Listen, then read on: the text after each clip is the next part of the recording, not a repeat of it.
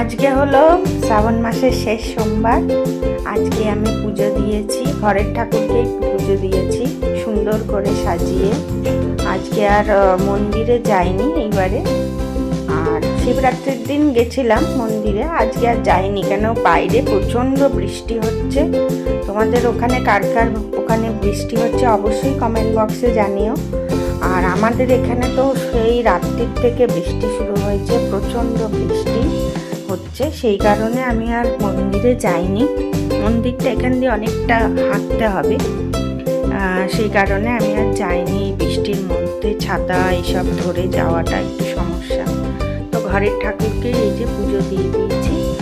আর এই দেখো সবার জন্যই আজকে লক্ষ্মী নারায়ণ সবার জন্যই মালা এনেছি, আর ভালো করে একটু সাজিয়ে দিয়েছি। আর আজকে যে ফুলগুলো দিয়েছি এগুলো পুরোপুরি আমার মায়ের বাড়ি গাছের ফুলগুলো নিয়ে এসেছি মায়ের ওখান থেকে। আর এই আকন্দ এগুলো তো কিনেছি, আকন্দের মালা, কাঁটা ফল, ধূত্র এগুলো তো কিনতে হয়েছে।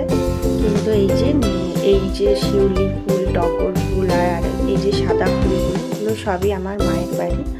আর জবা ফুল ওইগুলো কেনা, ফুলের সঙ্গে দিয়েছে মালার সঙ্গে।